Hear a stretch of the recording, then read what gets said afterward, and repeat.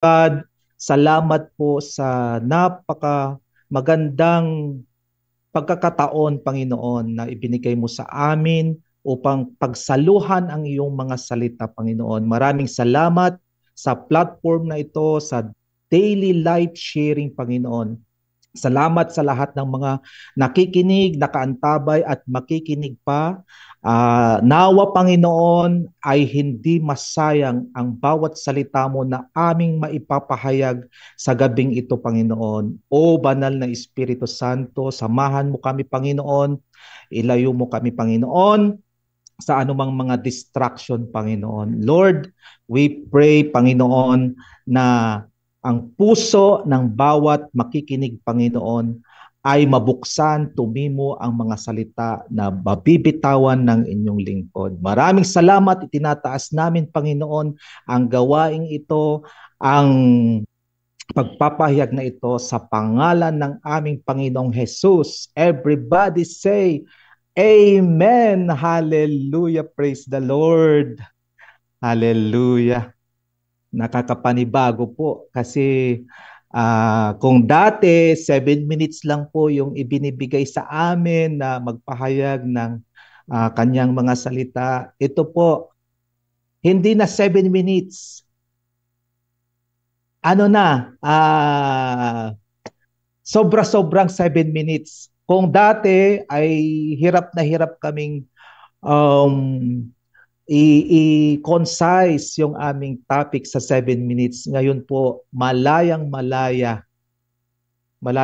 po tayong makinig, malayang-malayang magpahayag ng kanyang mga salita. At sa hapong ito, tayo po ay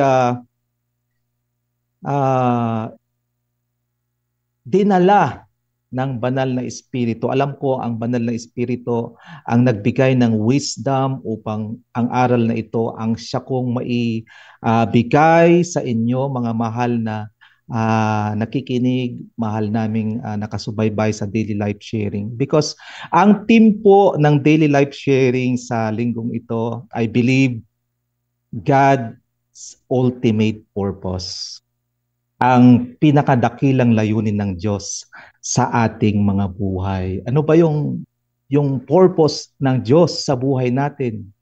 Tanungin mo sa sarili mo, ikaw na nakikinig, nanonood ng daily life sharing, ano ba yung layunin ng Diyos sa buhay ko?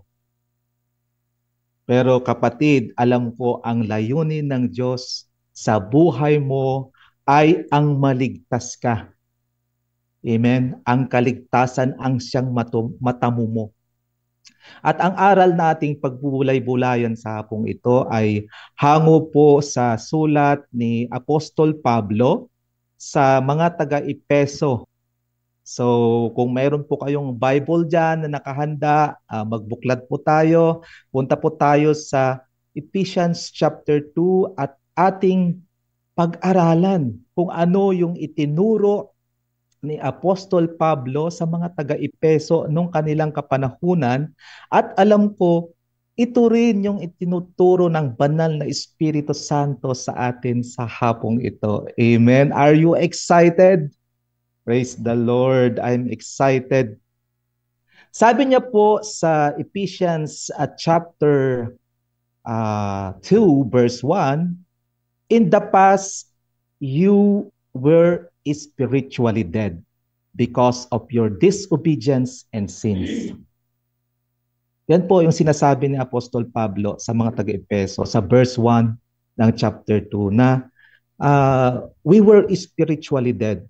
Naniniwala ba kayo na spiritually dead tayo nung mga nakalipas?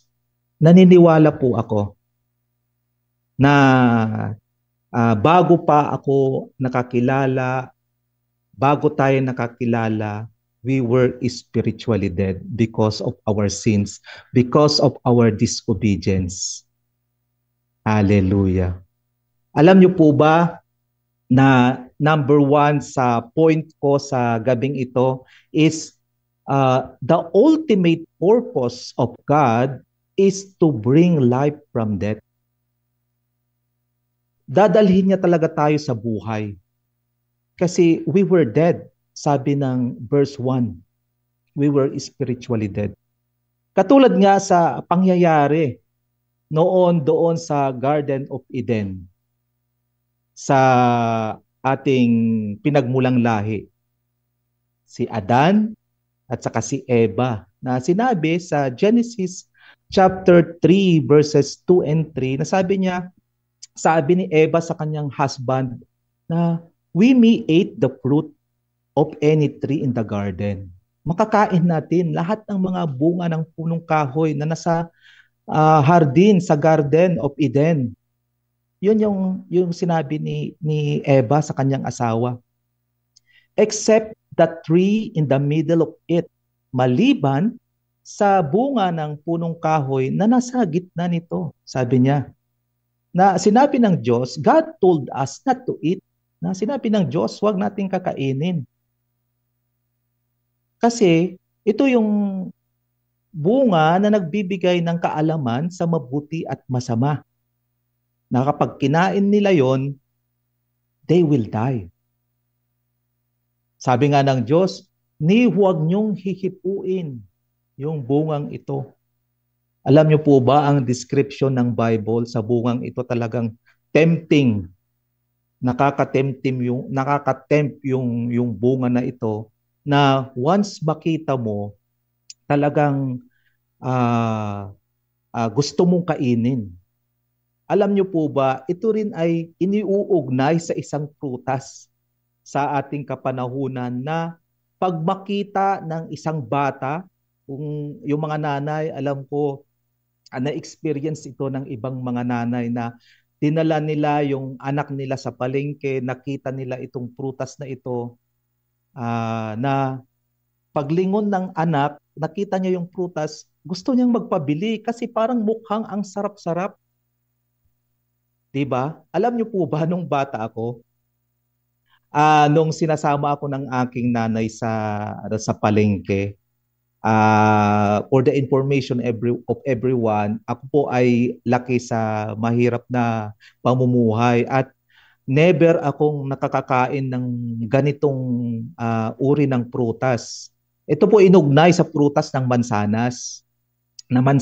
Pero sinasabi po ng Biblia, hindi ito mansanas. Ang sinabi po ng Bible, ito'y pinagbabawal na prutas. Pero dahil malikot ang utak ng tao, ininterpret nila ito bilang mansanas. Kasi nga yung mansanas talagang nakakatempt. Itutuloy ko yung kwento ko nung bata ako na sinasama ako ng aking nanay sa palengke. Pero hindi naman yun yung priority naming bilhin talaga. Kasi alam mo naman sa baryo, ang binibili lang doon, mga basic needs namin, yung asin, pampalasa, ganyan, bagoong, mga ganon. Pero yung mga ganong klase ng bilihin, wala po sa listahan ng nanay ko. Pero nakikita ko yun sa palengke na sinasabi ko, ang sarap siguro nun. Sana mabilhan ako. Pero dahil nga wala sa listahan ng nanay ko, hindi yun binibili. Pero kung makita mo yun talaga sa palengke, nakakatakam, di ba? Kaya siguro natakam si Eva noong nakita niyo yung prutas na yon. Oh, hindi po yon mansanas ha.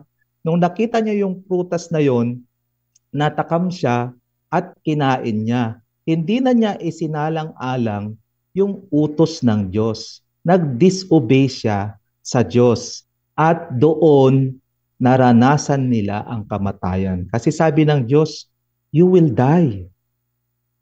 Pero hindi sila namatay physically, kundi ang namatay sa kanila yung spirit nila kasi nagkaroon sila ng disobedience spirit.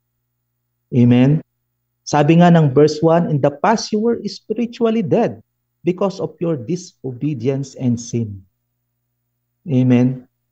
Namatay sila because of their disobedience. At yun yung hanggang ngayon ay yung iba na hindi pa tumatanggap sa Panginoong Hesus na siyang susi ng buhay, na siyang nagbibigay ng buhay. Alam ko, applied sa kanila pa ito. Pero napakabuti ng Diyos. Amen? Yun po yung pangyayari. They died spiritually. Pinalayas nga sila sa Garden of Eden. Pinalayas sila ng Diyos. Alam niyo po, ang Diyos napakamakatarungan. He knows everything. He is the God of all knowledge. Alam niya na kinain nila yung mag-asawa yung pinagbabawal na bunga. Pero alam niyo po, nung nakain na nila at natuklasan nilang they were naked at nagtago sila sa Diyos, sinabi pa ng Diyos, nasaan kayo? Hindi niya sila kaagad pinagalitan or hindi niya sila kaagad pinarusahan. Kinompronta muna sila. Diba? Napakamakatarungan ng ating Panginoong Diyos. Kahit alam niyang nagtatago sila sa mga puno, sa malalaking puno, sinabi ng Diyos, nasaan kayo? At yun, yung consequence ng kanilang pagkakasala, they died spiritually. Pinalayas sila sa Garden of Eden at lumayo ang Diyos sa kanila. Yan yung spiritual death na tinutukoy ng ating mensahe sa gabing ito.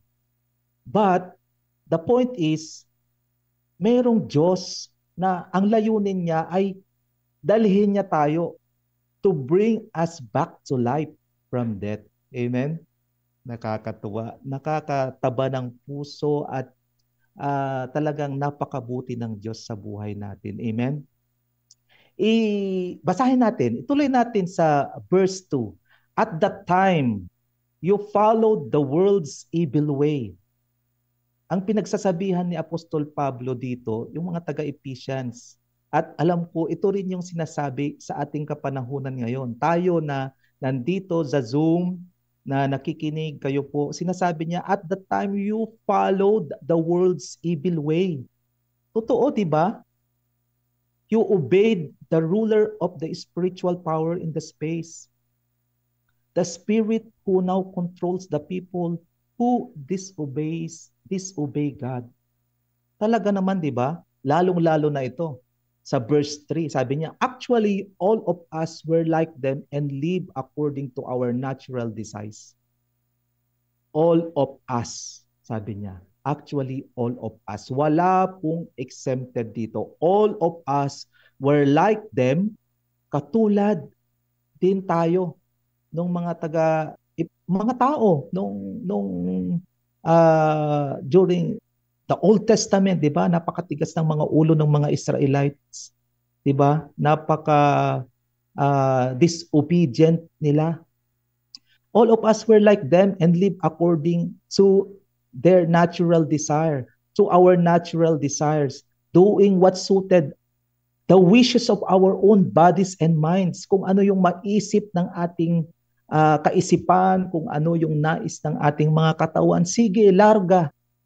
Kahit nakakasama na sa katawan natin, bawal ang ganito, uminom ng alak, bawal lang ganito. Wala pa rin. Talagang sinusunod nila kung ano yung desire ng flesh, what suited the wishes of our own bodies and minds. Sabi pa nila, dito kami masaya . 'Di ba? Kahit masama, masaya. So, baluktot na kaisipan. In our condition, we like everyone else. Lahat din naman tayo. Walang exempted. And we're destined to suffer God's anger. Sabi niya sa verse 3 ng Ephesians chapter 2. We're destined to suffer God's anger. Kung noon hindi nakaligtas si Adan at Eva sa kaparusahan ng Diyos sa kanila, pinalayas sila sa Garden of Eden, isinumpa yung ahas na tumukso kay Eva. Even the woman, Eve herself, sinabi ng Diyos, maghihirap ka sa iyong panganganak. Diba? And to Adam, sinabi rin na lahat ng kakainin mo ay manggagaling sa tagaktak ng pawis mo. 'di ba? Kaya sa mga tatay ngayon naiintindihan natin, it's part pala ng pagpaparusa ng Diyos na kailangan nating magbata ng buto, kailangan nating uh, mag-stretch upang may makain ang pamilya natin. Kaya nga sinasabi niya, we're destined to suffer God's anger. Praise the Lord.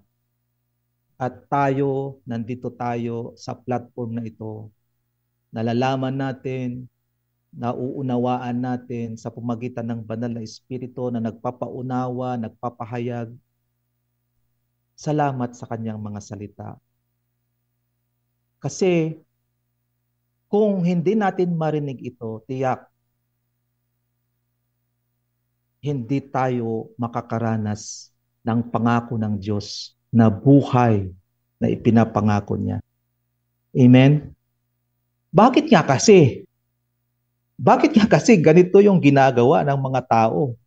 Karamihan ng mga tao na sinusunod natin yung dikta ng kasamaan, yung hilig ng laman, yung kung ano ang maisip natin. Bakit? Because sabi niya po sa 2 Corinthians chapter 4 verse 4, they do not believe because their minds have been kept in the dark by the evil god of this world. Hindi na natin yung iba, o dati tayo, hindi natin naisip na masama pala yun. Kasi wala tayong wisdom.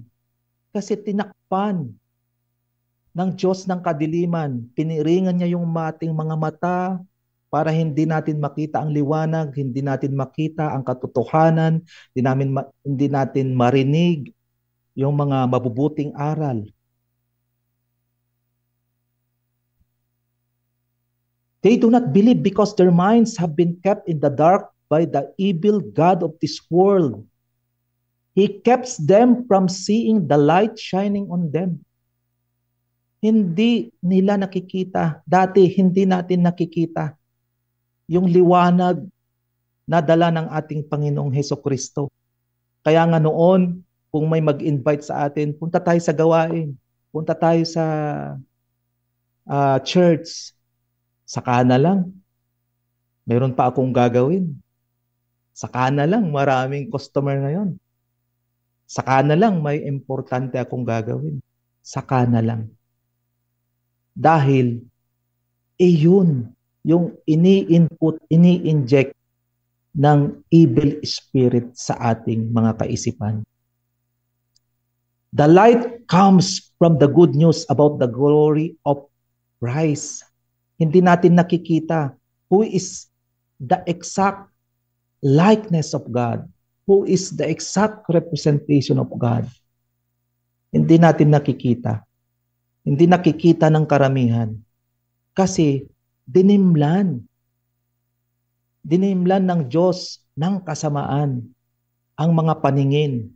Sinaraduhan niya yung mga pandinig para hindi natin marinig yung nag-aakay sa atin. Halika, maganda doon. Halika, makakaranas ka doon ng himala. Halika, makakaranas ka doon ng kagalingan. Pero wala. Wale. Hindi natin, walang ubra. Amen po? Kaya we're destined to suffer God's anger, sabi ng Ephesians chapter 2 verse 3. Pero alam nyo, ang sabi ng Diyos, sabi niya, but we are put right with God. Yung mga kasalanan natin, pinapawalang sala ng Diyos sa pamamagitan ng ating Panginoong Jesus. Sabi niya, but by the free gift of God's grace, all are put right with Him through Christ Jesus, who set them free, who sets us free. Romans 3:24.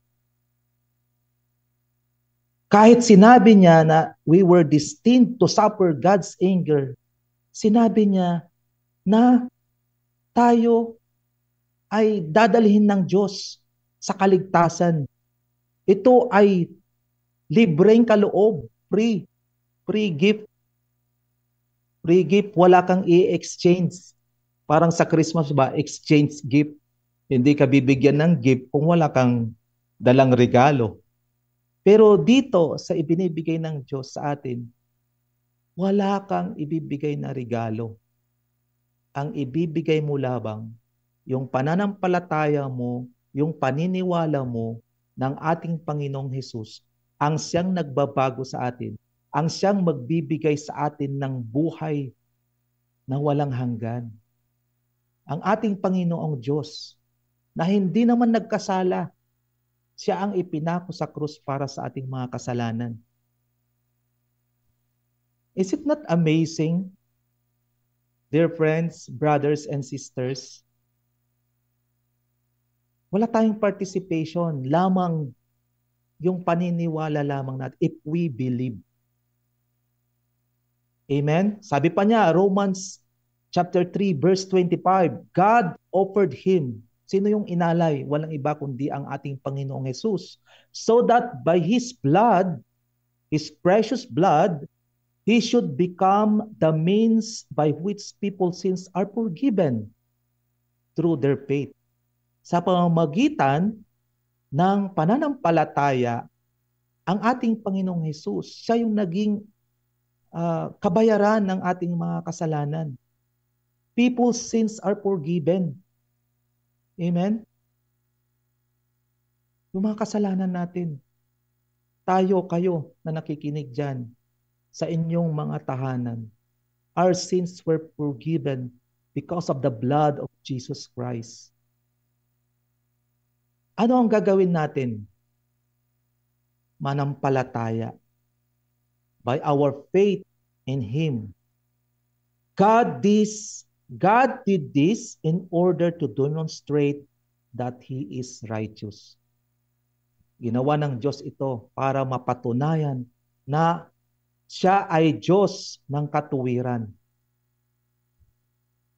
Amen?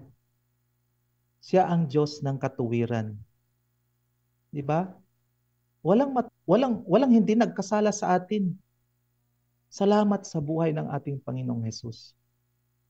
Salamat sa dugo na nabubo sa krus ng Kalbaryo para sa kapatawaran ng ating mga kasalanan. We were given to life once again. Binigyan niya tayo ng muling pagkabuhay. That's why when we received Jesus Christ as our Savior, when we were born again, when we were baptized in the Spirit, nung nilubog tayo, tinanggap natin ang Diyos, we've been saved. Naligtas tayo sa kamatayan. Amen? Wala nang kamatayan sa atin. Napagtagumpayan na natin ang kamatayan. Diba? Sabi nung una, na sa pamagitan ng ating mga pagsalangsang, tayo ay siguradong mamatay. Pero sa pamagitan ng dugo ng ating Panginoong Hesukristo, sa pamagitan ng libreng kaloob, handog, tayo ay naligtas. Amen? Napaka matuwid ng ating Panginoong Diyos. Alam nyo ba, sabi niya po sa Romans verse 26, sabi niya, in the past, He was patient and overlooked people's sins.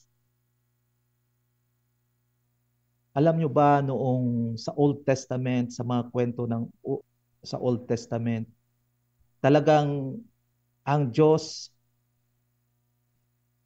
galit na galit sa mga tao. Galit na galit siya. Yung mga kasalanan ng tao, talagang hindi niya pinapalagpas. Meron nga mga kwento sa Bible na, alam niyo ba, yung kwento ni Noe, na ginunaw ang mundo. Walang nakaligtas, kundi yung angkan lang ni Noe. Dahil sa kasalanan, ayaw ng Diyos sa mga tao, napakamakasalanan. But in the past, He was patient and overlooked people's sins.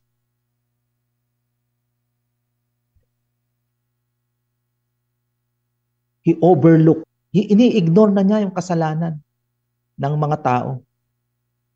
But in the present time, He deals with their sin, sabi niya. Napakamakatuwiran. Just ang ating Panginoon. Kung nagkasala, talagang may kalalagyan ka. But He is a forgiving God. Kung hihingi tayo ng tawad, if we recognize that we are sinners, tanggapin natin siya, that He is our Savior, He is just, patatawarin niya tayo. But in the present, He deals with their sins. He deals with our sin in order to demonstrate His righteousness. Para maipahayag yung kanyang katuwiran. Sabi ko nga, meron tayong kalalagyan. Merong consequences yung mga ginagawa natin. In this way, God shows Himself is righteous and He puts right everyone who believes in Jesus. Siya ang katuwiran. Pag magsisi tayo, kasi anak niya tayo. In the very beginning, tayo ay nilikha ng Diyos, tayo yung mga anak niya. Ang ginagawa kasi ng ating kaaway, ang ginagawa ni Satan sa atin, inaagaw niya tayo. We are God's possession. Naniniwala ba kayo that we are God's possession? Sabi nga niya sa Ephesians 2:10 that we are His masterpiece. Tayo yung obra maestra ng Diyos. Kung artist sana sa ating kapanahunan, obra maestra, talagang pinagbigyan niya ng yung lahat ng skills, talent niya, ginugol niya para makagawa ng isang obra. 'Di ba? Tayo po yung masterpiece ng Panginoon. At alam nyo itong kaaway natin, tayo yung masterpiece, magandang creation ng ating Panginoon, sinisira ng kaaway. Lahat ng magaganda na ginagawa ng Diyos, ginagawa niyang pangit, sinisira niya. Ganyan ka-jealous ang kaaway. Sinisira niya yung mga magagandang creation ng ating Panginoon. Kaya huwag mo nang hintayin, ikaw na nanonood, kapatid, na isa ka sa masira ng kaaway. Wala kang ibang gagawin, kundi maglingkod, manampalataya, have faith. Hallelujah, praise the Lord. We are His masterpiece. Amen? Ephesians chapter 2 verse 4, but God's mercy is so abundant and His love for us is so great. Walang kapantay ang pag-ibig ng Diyos sa atin. Walang kapantay. Dahil kahit sa kaisa-isang anak niya, yung bugtong na anak niya, inialay niya para matubos ang mga kasalanan natin. Ang anak niyang matuwid, walang bahid, pagkakasala, siya yung pinako sa krus para ma-redeem yung mga kasalanan natin. Amen? Hindi ba yan matuturing na great love? Walang makakapantay doon. Sino sa atin? Tinatanong ko kayong lahat. Sino sa atin yung kayang gawin? Yung ganyan, ihandog mo yung anak mo, papatayin, para matubos yung kasalanan ng kapwa mo? Wala. God's love is great. His mercy is abundant. And His love for us is so great. Amen. John 3:16, for God so loved the world that He gave His only begotten Son, that whosoever believe in Him shall not perish but have everlasting life. Amen. Ano yung world na binabanggit doon? For God so loved the world. Lahat, wala siyang itinangi. Wala siyang itinanging tao. Dahil lahat tayo anak niya. At gusto niya, tayo ay makatamo ng kaligtasan. Ma-experience yung mga pangako ng Diyos. Dahil mga anak niya tayo. Amen? Hallelujah, praise the Lord. He gave His only begotten Son, that whosoever believe shall not perish. Mantakin mo, yan lang yung gagawin mo, to believe. Baka sasabihin ng iba, wow, only to believe? Yes. Yan lang yung gagawin mo. Kaya nga tinawag na great news, the good news. Kasi wala ka lang gagawin, manampalataya, maniwala ka lang, tanggapin mo lang, maliligtas ka. Diba? Diba good news yan? Kaya tinawag na good news. Tanggapin mo ang ating Panginoong Hesus. Siya ang good news sa iyong buhay. Siya ang good news sa ating buhay. Amen? Hallelujah. Praise the Lord. So, to continue, sa verse 5 ng Ephesians chapter 2, sabi niya, that while we were spiritually dead in our disobedience, He brought us to life. Habang tayo ay patay sa ating pagsalangsang, binuhay niya tayo. That's why yung point number 1 natin, He brought us to life.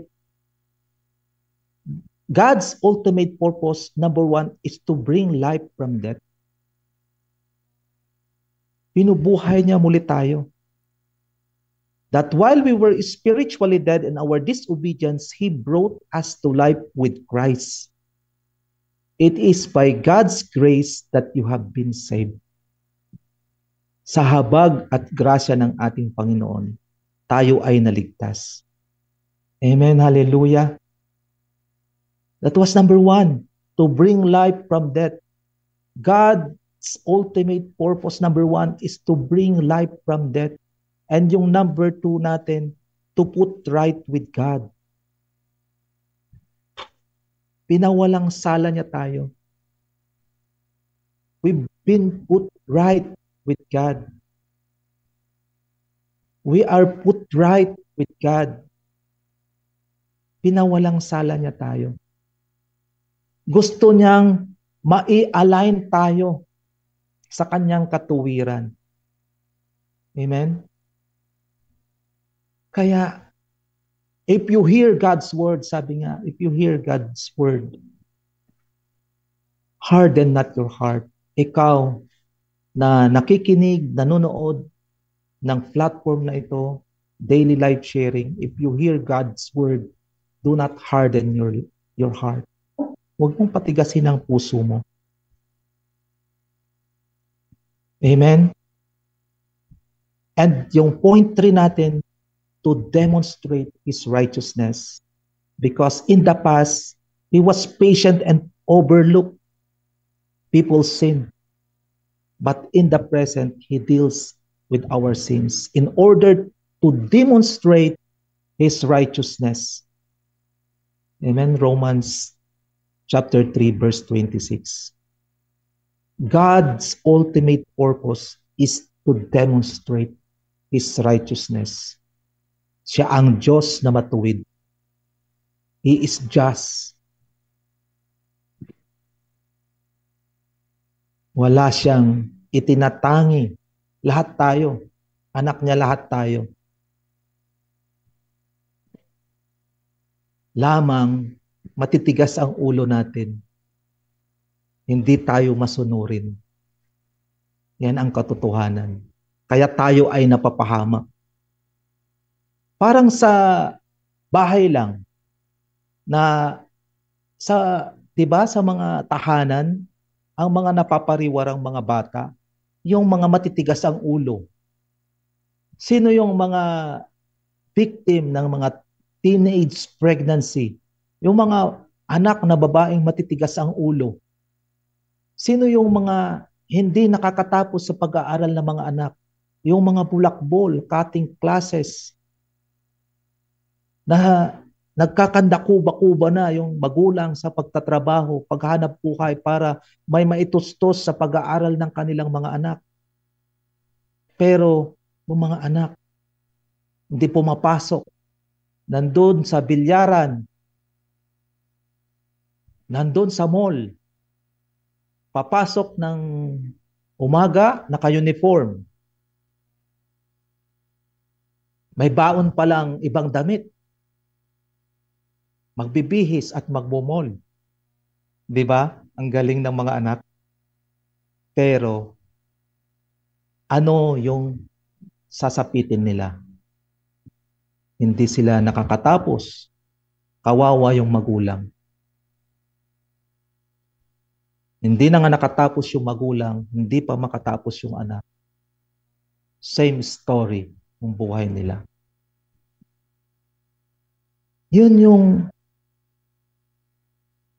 kaugnayan sa family, sa mga batang matitigas ang ulo. Because our Father in heaven, ganyan din yung tinuturo niya sa atin. Kung matigas ang ulo natin, napapahamak tayo. Kung patuloy tayo sa pagbibingi-bingihan, kung patuloy tayo sa pagbubulag-bulagan, sa mga maraming aral na tinuturo sa atin, sa mga nagpapahayag sa atin, tiyak kapahamakan ang makakamit natin. Yung pangako ng Diyos na kaligtasan, yung pangako ng Diyos na buhay na muli, hindi natin mararanasan. Dahil sa katigasan ng puso natin. Praise the Lord. Hallelujah, praise the Lord. Sabi niya po sa chapter 2, verse 6, sabi niya, in our union with our Christ Jesus, He raised us up with Him to rule with Him in the heavenly world. Sa pamamagitan ng union, pakikiisa natin sa ating Panginoong Hesus.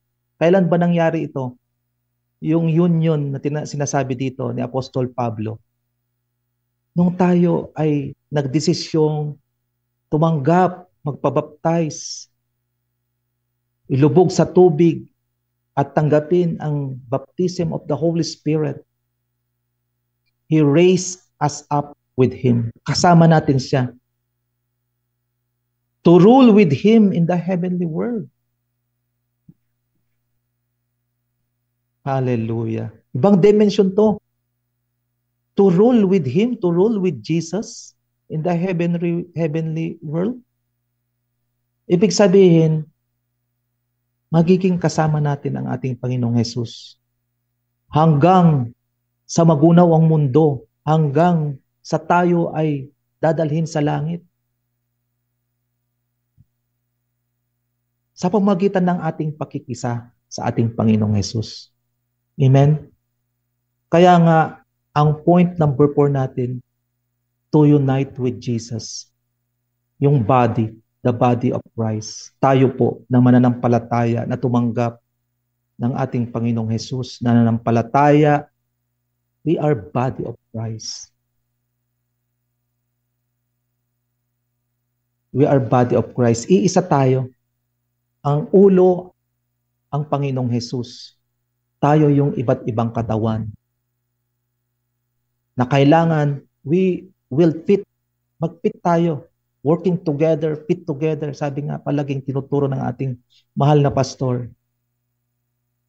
Na magkaisa tayo. Walang kontrahan. Diba? Sa katawan, tignan mo na lang sa katawan natin. Pag sinabi ng hindi pwedeng sabihin ng paa natin na lumakad ka, pahakbang. Yung isang paa patalikod. Hindi pwede. Hindi kayo makakausad. May union. Merong pagkakaisa sa pinapagawa ng Diyos. Amen. To unite with Jesus. Sabi nga po sa Ephesians chapter 4 verse 3, sabi niya, do your best to present the unity. Do your best to preserve the unity which the Spirit gives by means of the peace that binds you together. Pinag-isa tayo ng Diyos. Pinag-iisa tayo ng Diyos sa pamamagitan ng kanyang anak na ating Panginoong Hesus. Pero ang ginagawa kasi ng kaaway, Sinisira niya tayo. Alam nyo ba, ang ginagawa ng ating kaaway, sinabi niya po sa the parable of the shepherd sa John chapter 10 verse 10 na sabi niya, the thief comes to steal, kill, and destroy. Yan yung ginagawa ng kaaway natin, ni Satanas. Ninanakaw niya, ini-snatch niya yung mga itinatanim, yung ginagawa ng Diyos, ninanakaw niya. Pinapatay niya, sinisira niya. Kaya magbantay din tayo na mananampalataya na huwag tayong ma-snatch, huwag mamatay yung itinanim ng Diyos, yung mga salita ng Diyos sa puso natin. Huwag mamatay. Huwag masira. Kasi yan yung ginagawa niya. Huwag nating hayaan. Bantayan din po natin yung mga sarili natin. Huwag nating hayaan na sirain ng kaaway yung mga bagay na magaganda itinatanim ng Diyos sa atin. Ganyan ang ginagawa niya. Pero ang Diyos, alam niyo po ang pangako niya, I have come to give you life to the fullest. Saan ang pipiliin mo doon? Ang kaaway na naninira, pumapatay, nagnanakaw. Alam mo, ang ninanakaw niya, maraming aspeto ang ninanakaw ng kaaway sa iyo. Usually, ang tinitira ng kaaway, yung family, yung tatay. Alam naman natin na the basic unit of the society is the family. At hindi makakausad ang isang organization, ang isang community, ang isang barangay, kung ang basic, yung family, watak-watak. Alam nyo, sinisira niya una tatay. Yung ulo. Parang sa pagbabaril, kung natamaan yung ulo, fatal kaagad, patay. Diba? Kaya napakamahalaga, lalong-lalo na po sa mga tatay na nakikinig, magbantay tayo. Tayo dapat yung strong na foundation ng ating pamilya. Kaya nga sinabing haligi ng tahanan. Para yung tahanan natin hindi kayang tangayin ng alon.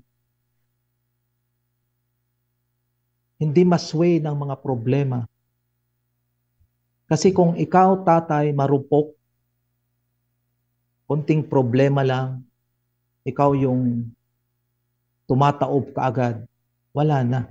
Damay na pati yung ilaw. Kaya dapat tayong mga tatay, sa mga nakikinig na mga tatay, sa mga nanay na nakikinig, ibahagi natin sa mga asawa natin yung magandang balita. Rise up, sabi nga ni Apostol Pablo sa Ephesians chapter 5 verse saan ba 'yun? Na kailangan mag-rise up tayo sa pagkatulog. Stir up kung natutulog, hindi literal natutulog. Kung patay pa rin yung pananampalataya natin. Dapat ligligin, sabi ni Pastor Dong. Ligligin, gisingin, stir up. Sabi niya po sa Ephesians chapter 5 verse 14. Sabi niya, that is why it is said, wake up, sleeper. Kung ang tatay natutulog pa rin, patulog-tulog, and rise from death. Tumayo sa pagkakaratay. Rise from death, and Christ will shine on you, mga tatay. Pag nag-rise up tayo, pag gumising tayo sa katotohanang dala ng ating Panginoong Jesucristo, because He is the truth and the life.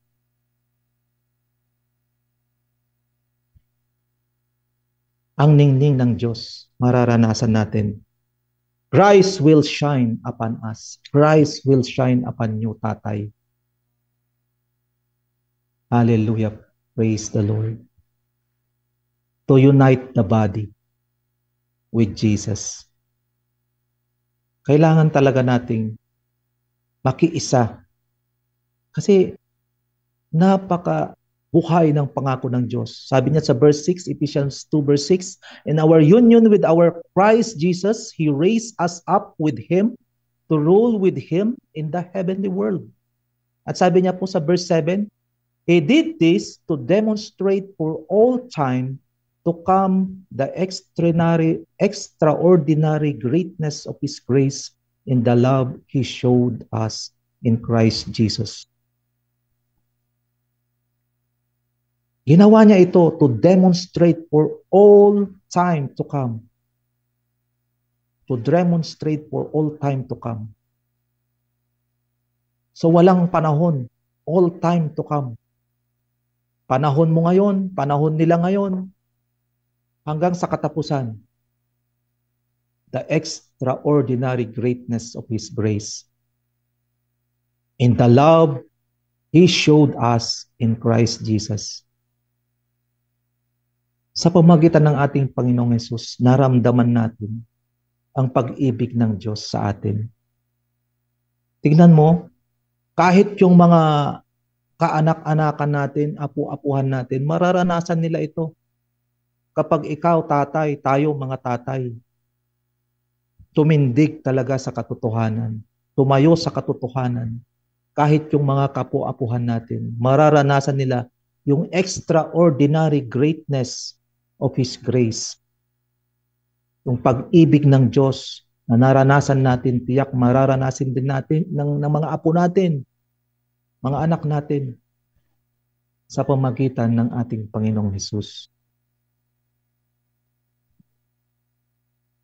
Kaya sabi niya sa Ephesians chapter 4 verse 3, do your best to preserve the unity. Huwag kang kakalas. Huwag kang kakalas. Kundi magpalakas.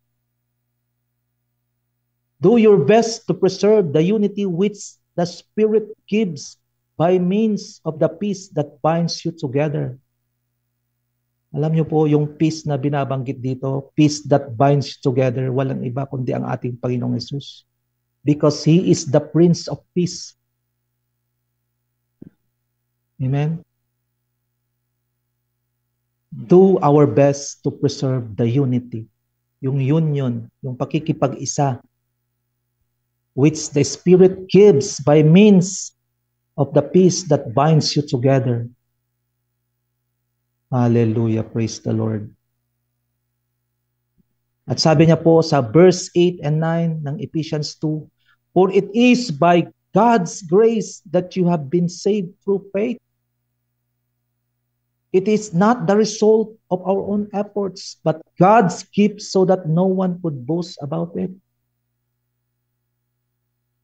Walang magmamalaki. Wala tayong may pagmamalaki. Hindi mo pwedeng sabihin na mabait ako. Hindi mo pwedeng sabihin na ginagawa ko naman yung tungkulin ko. Ginagawa ko naman ang lahat. Hindi mo pwedeng sabihin yun para maligtas ka. Magpapakabait ako para maligtas ako. Hindi ako gagawa ng masama. Hindi ako mang-aapi. Hindi po ganon. Kundi naligtas po tayo sa pamagitan ng habag at grasya ng Diyos. Wala tayong may pagmamalaki. Hindi tayo pwedeng magmalaki sa ating Panginoong Diyos. Wala tayong may pagmamalaki. Praise the Lord. Hallelujah. Kaya, sabi niya dito, binigyan niya tayo ng bagong buhay. It is by grace. It is the gift.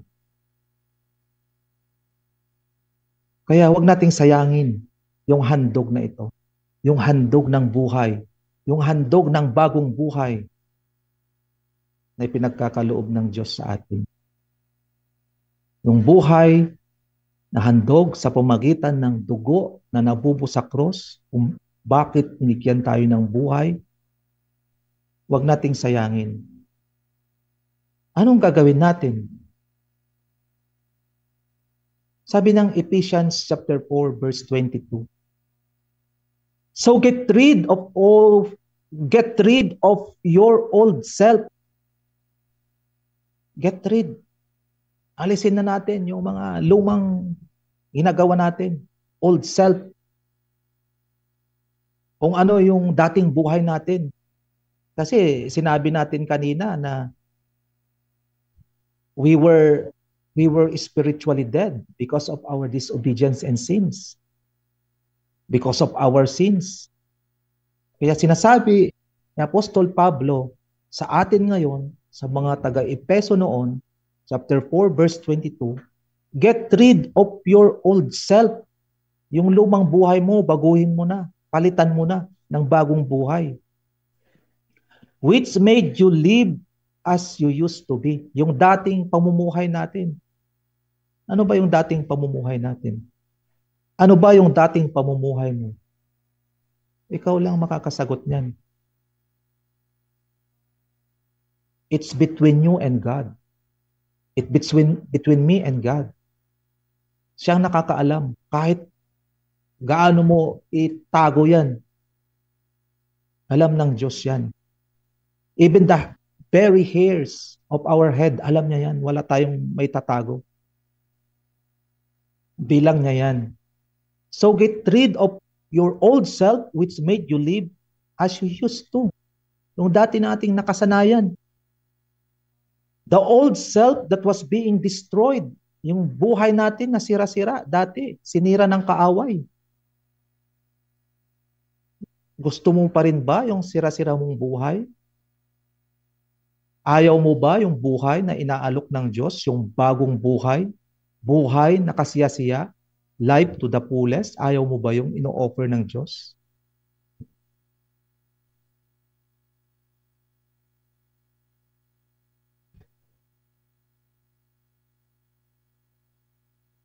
Ganyan tayo lininlang ng kaaway. Kasi he is the father of lies. O gawin mo ito. Gawin mo ito. Lalakiin kita mo. Gawin mo ito. Kahit masama na ginagawa para lang lumaki ang kita.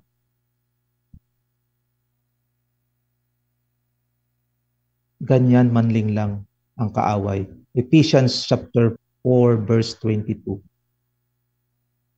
At sabi niya po sa verse 23, your hearts and minds must be completely new. Your hearts, yung puso natin, yung kaisipan natin, must be completely new. Kung hindi natin kaya, hayaan natin ang Diyos ang magbago ng puso natin. Kasi pangako naman niya yan eh. Sa Ezekiel 36:26, sabi niya, I will give you a new heart. I will give you a heart of flesh. Yung matigas mong puso, kung papayagan mo ang Diyos, papalitan niya yan. Ng pusong mabuting puso. Puso na pwede mong ialay sa Kanya.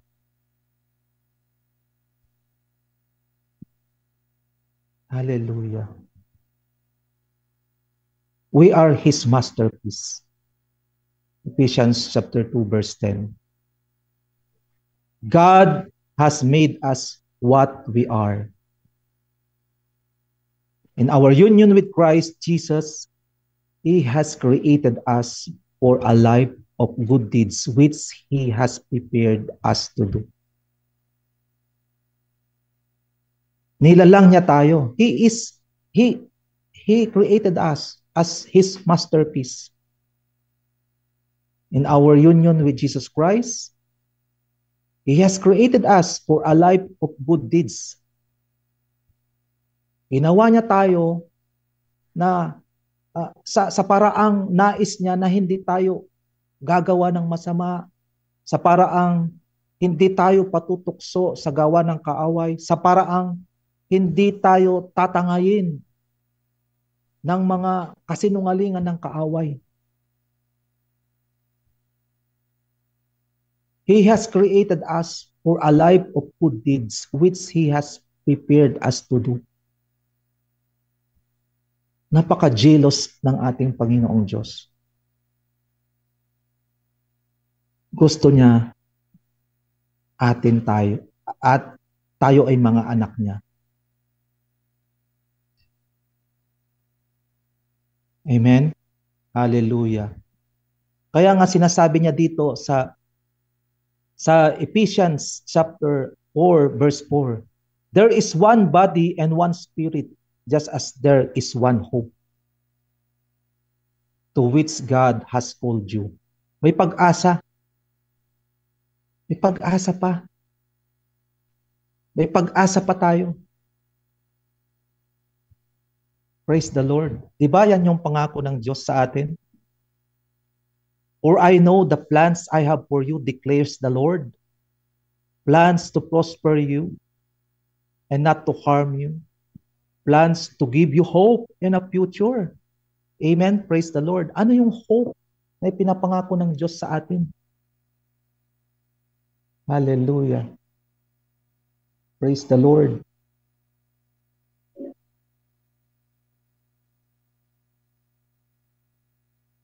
Hallelujah. Praise the Lord.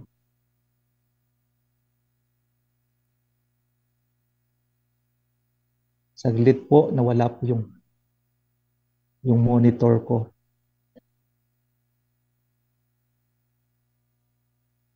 Praise the Lord. Amen.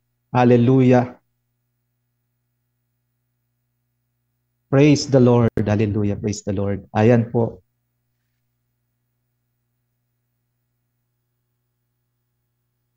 Hallelujah. Ang pangako ng Diyos sa Jeremiah that He will give us hope, pag-asa.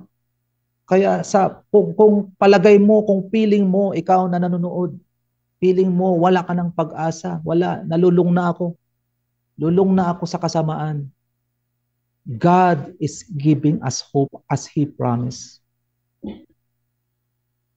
I will give you hope and a future.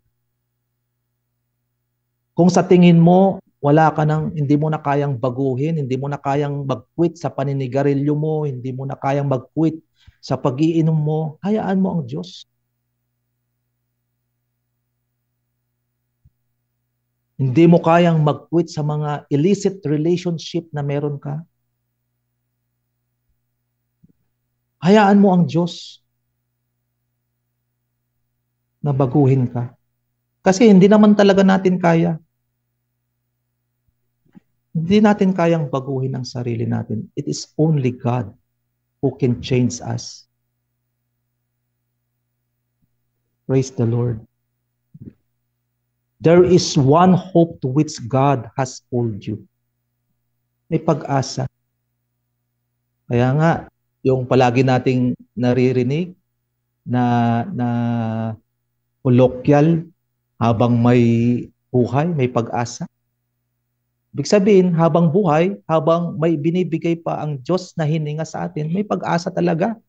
Kasi sino yung nagbibigay ng hininga natin, buhay natin? Diba ang Diyos? Nung nilalang ng Diyos ang tao, diba? Nung hinulma niya from the dust, from clay, from putik, buhangin. Nung natapos niya, hiningahan niya sa kanyang nostril. Kaya, yung hininga na meron tayo ngayon, pahiram ng Diyos yan. Kaya habang humihinga tayo, ang Diyos ay nakaalalay sa atin. Praise the Lord.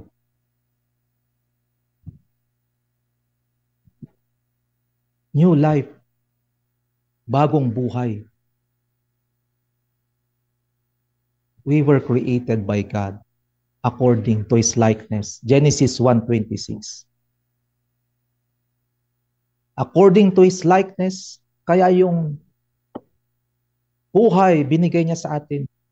Yung galing sa Kanya, yung hininga niya, binigay niya sa atin. Kaya ano ang gagawin natin? Walk in the light. Live in the light.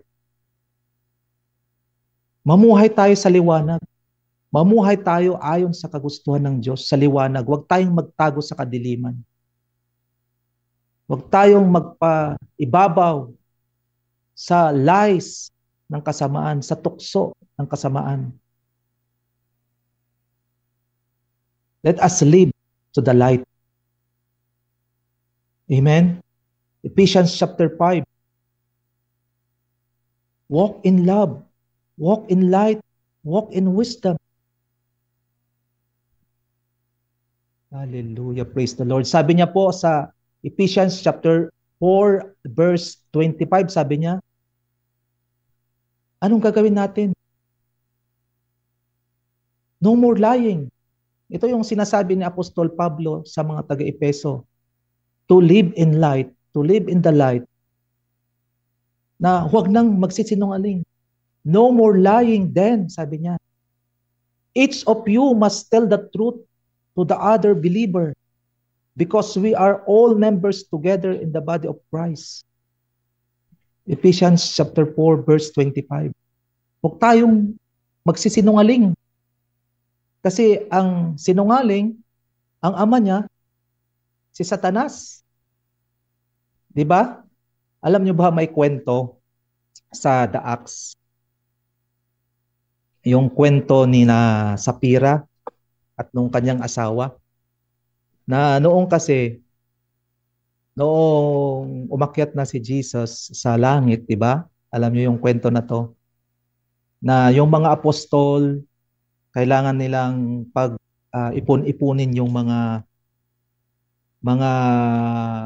pera, kung anong meron sila para may magamit sa paghayo.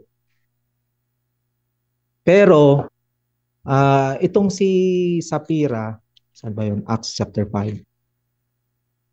Nagsinungaling. Nagsinungaling kasi hindi nila dineclare yung tama na pinagbentahan ng lupa. Kaya namatay sila. Kaya mahirap magsinungaling. Nakamamatay. Di ba? Kaya tuwang-tuwa ako nung dati pa nabasa ko itong kwento na to na talagang pag nagsinungaling ka, natatawa ako kasi sa pagsisinungaling nila, yung mag-asawa, si Sapphira, namatay sila. And not only them, even their children namatay din. Kaya sinasabi, tinuturo ni Apostol Pablo, no more lying. Huwag nang maging sinungaling. Amen? Huwag nang sinungaling. At sabi pa niya dito, kasi ito yung mga dapat nating malaman para mabago yung buhay natin. Sa verse 26, sabi niya, if you are angry, do not let your anger lead you into sin and do not stay angry all day. O una, huwag tayong magsisinungaling kasi nasa bagong buhay na tayo. Huwag tayong sinungaling. Pangalawa, huwag tayong magagalitin. At huwag nating, yung palaging sinasabi, huwag nating hayaan na yung galit natin lubugan ng araw. Nangyayari ito palagi sa mga mag-asawa na may tampuhan na hanggang sa pagtulog nila magkatalikod sa kama. Hanggang umaga, naghihintay ng kape yung asawa niya, wala pa rin. Galit pa rin si Mrs. dahil hindi na pagbigyan. Hindi na bigyan ng pangpariban. Praise the Lord. Hanggang langit na yung galit niya. Parang unforgettable, unforgivable yung galit na niya. So sinasabi niya po dito na if you are angry, do not let your anger lead you to sin. Pwede namang magalit, as we always hear na pwede namang magalit. as long as it will not lead you to sin. Huwag kang magkakasala. And do not stay angry all day. Yung all day, sabi niya, hindi ibig sabihin na isang araw, all day. Alam nyo ba yung ibig kong sabihin na meron kasing nakagalit na, sabi niya, lalong-lalo na sa amin na mga Ilocano na taniman daw ng kawayan. Ibig sabihin, hanggat nakikita yung kawayan na nakatanim doon, hanggang sa lumaki yung kawayan, tumaas yung kawayan, ganun yung galit niya. Unforgivable. Napakahirap naman nun. Mahirap yung ganung galit. Ikaw din nahihirapan. Ikaw din ang mahihirapan. Kaya, release it. Forgive and forget. Praise the Lord. Diba? Tinuro lang sa atin just recently na forget the past. Kasi I will make streams in the desert, sabi ng prophecy ni Isaiah. Malay mo, pag pinatawad mo, yun yung magpapaigting ng relationship nyo. Diba? Kaya ikaw na nakikinig sa mga nanonood, kung meron pang natitirang galit, meron ka pang kagalit, patawarin mo na. Release it. Remember, ang hindi nagpapatawad, hindi rin patatawarin ng Diyos. Ibaon mo na sa limot. Hindi mo ibaon na itanim. Tanan mo ng kawayan. Diba? Praise the Lord. Sabi niya sa verse 27, don't give the devil a chance. Huwag natin bigyan ng chance. Nalinlangin tayong muli ang kaaway. Tapos na. Tapusin na. Talo na siya eh. Talo ng ating kaaway eh. He was defeated. Defeated na siya. Kaya pwede mong sabihin, wala ka ng karapatan, wala ka ng power to ruin me again, to ruin me once more. Declare that. Declare mo. Sabi pa niya sa verse 28, dahil meron na tayong bagong buhay, if you used to rob, you must stop robbing. Huwag magnakaw. Diba? Isa yan sa isang utos, sa mga utos ng Diyos. Do not steal. If you used to rob, kung dati ginagawa mo sa lumang buhay mo na magnakaw, manlamang, stop it. Stop robbing. And start working in order to earn an honest living. Mag-umpisa muli. Start earning in honest living, sabi niya. For yourself and to be able to help the poor. Huwag man lamang. Kung gusto natin ng bagong buhay, ito yung inaalok ng Diyos sa atin na bagong buhay. Ito applicable sa everyday life natin. Sa daily life natin. Kaya nga, sineshare dito sa daily life sharing. Because this is our life. This is our lives. Yung buhay natin. Amen? Do not use harmful words. The kind that build up and provide what is needed. So that what you say will do good to those who hear you. Mga masasakit na salita. Alam niyo po, lalong-lalo na sa social media, pag nag-browse ka ng Facebook, meron kang mababasa doon yung magkaaway. At hindi lang simpleng magkaaway, even magkakamag-anak. Yung nanay, sinusumpa niya yung anak niya. Diba? Umabot pa sa social media na ganun yung pangyayari. Nakakaawa yung ganun. Do not use harmful words. Curse, lalong-lalo na, sumpa.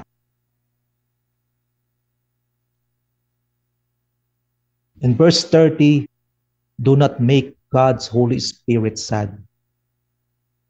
For the Spirit is God's mark of ownership on you, a guarantee that the day will come when God will set you free. Alam niyo po, dito sa verse 30, naalala ko yung blasphemy, yung opening ng Olympics 2024, na yung mga lesbian, they portray yung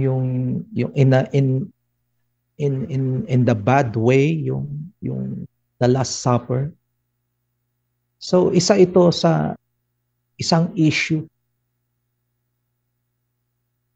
Do not make God's Holy Spirit sad.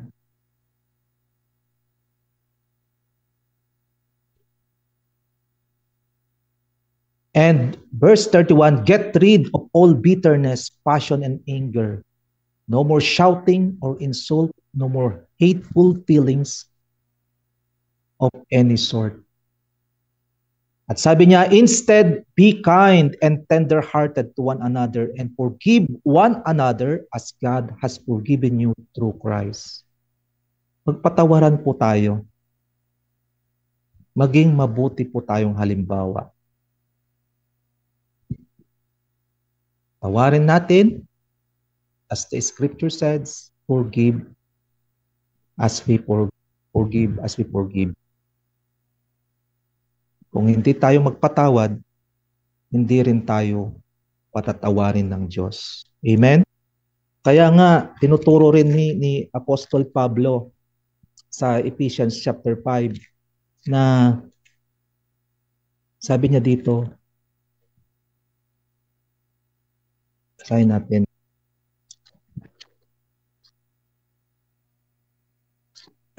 Praise the Lord. Sa Ephesians chapter 5, sinasabi niya dito na huwag nating sayangin yung buhay natin. Do not waste our lives. Yung buhay natin na ginawa ng Diyos na maligtas sa pamagitan ng kanyang anak, sa pamagitan ng dugo ng kanyang anak. Huwag nating sayangin. Walk in the light. Let us walk in the light. Sabi nga niya dito sa Ephesians chapter 5, verse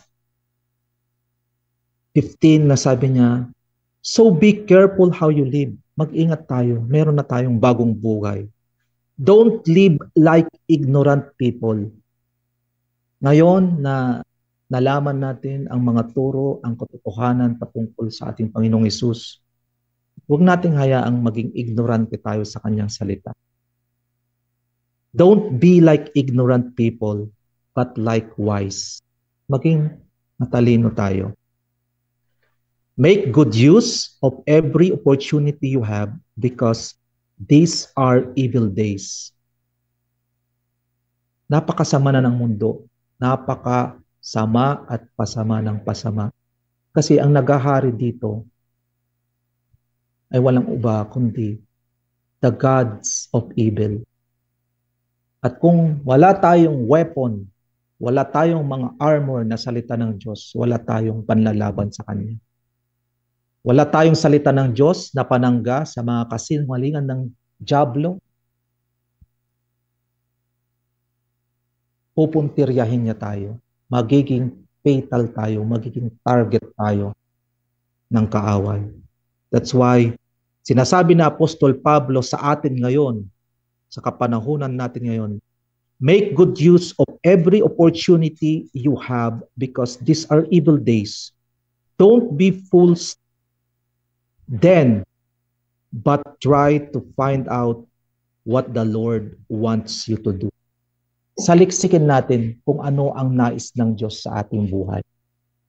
At ano ang nais ng Diyos sa ating buhay. Yung bigyan niya tayo ng buhay na muli.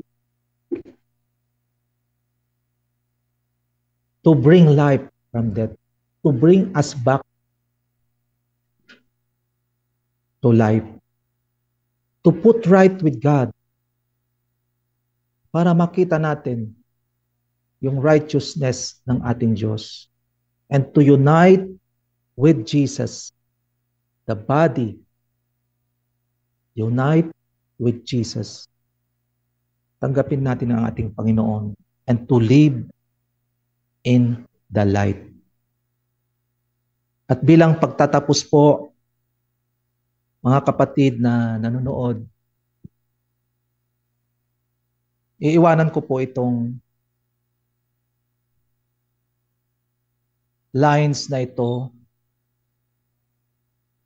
na life is God's breath. Yung buhay natin na humihinga tayo every day, every second. That's God's breath. Life is God's breath. Don't waste it. Don't waste our lives. Huwag nating sayangin ang ating mga buhay sa mga bisyo, sa mga ino-offer ng mundo. But give value to it. Bigyan natin ng halaga ang buhay natin. Kasi priceless yung pinangtubos ng Diyos sa buhay natin ito. Dugo ng Diyos ang pinantubos para maligtas tayo. Let's give it a value. Value it. And remain in our faith. Remain steadfast in our faith. Manatili tayo. Anumang pagsubok, yung kinasusuungan natin, nasalantaman tayo ng bagyo, ng baha, lalong-lalo na sa Metro Manila, sa Quezon City, sa Marikina, at sa iba't ibang dako, sa Cagayan. Let's remain steadfast in our faith.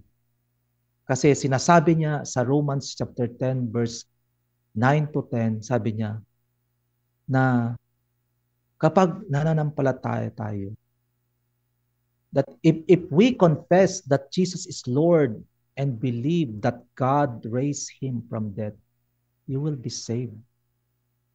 Maliligtas tayo sa lahat ng mga struggles natin, lalong-lalo na sa pagsubok, kamatayan, sa bundok ng problema. For it is our faith that we put right with God. Wala tayong ibang gagawin. Manampalataya, sundin ang Diyos, believe. That's the essence of the good news. Yan ang magandang balita. Kaya, kung ikaw man ay nakikinig sa hapong ito, if you hear God's word, do not harden your heart. Maraming salamat sa inyong pagsama sa akin, sa pakikinig, sa pag-antabay.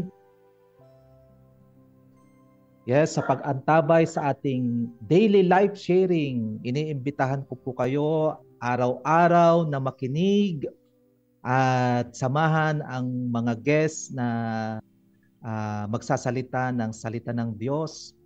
Hallelujah, praise the Lord. Napaka ibang experience ang magsalita dito. And before I end, let us pray once again. Thank you, Father God. Maraming salamat, O aming Diyos, Panginoon, Jesus na makapangyarihan, the exact representation of God. Salamat sa ginawa mo sa hapong ito sa amin, Panginoon. Salamat sa mga salita mo na naipahayag.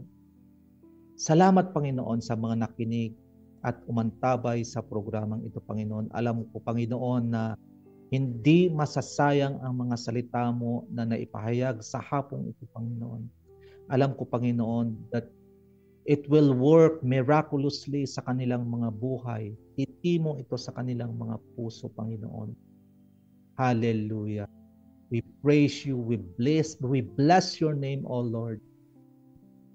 Hallelujah, Jesus. Dalangin ko, Panginoon, ang mga activities ng aming simbahan, Lord, sa mga missions na pinupuntahan ng aming mga kapatid, the body of Christ, Lord, lalo mo itong palawigin, Panginoon. Lord, provide for their needs, Lord. Salamat lalong-lalo na po sa movement na ginagawa ng aming simbahan, the Hub of Christ, Lord, sa ibang bansa, Panginoon, to win soul, Lord. Dalangin namin ang pagsama ng iyong banal na Espiritu, Panginoon. Maraming salamat po sa mga churches namin, Panginoon, sa mga connected churches, Lord. Nawa, Panginoon, ay magaya, Lord, contemplate, Lord, ang mga gawaing ito, Panginoon. Lord, salamat, Panginoon. Pagpalain mo ang aming mga lingkod, ang kanilang mga buhay, ang buhay ni Pastor Dong, at lahat ng mga kapasturan, Panginoon, ang iyong mga lingkod, Panginoon. Salamat, Panginoon, at dalangin ko, Panginoon, ang mga tao na nasalanta ng bagyong Karina, Lord. Provide for their needs, Lord. Hilumin mo ang kanilang mga puso, yung mga depressed na puso nila, Lord. Hilumin mo sila, Lord. Provide for their needs, Panginoon. Malampasan nila, maalala ka nila, Panginoon, na mas mahalaga ang buhay na naligtas kaysa sa mga ari-ariang nawala para sa kanila, Panginoon. Maraming salamat po, Panginoon, at itinataas ka namin, Panginoon. Lord, pagpalain mo rin po ang mga nanonood sa Zoom, Panginoon.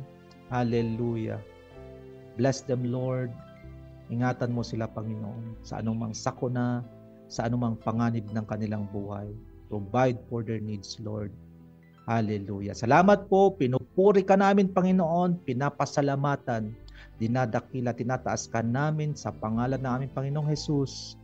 Amen. Amen. Hallelujah. Praise the Lord.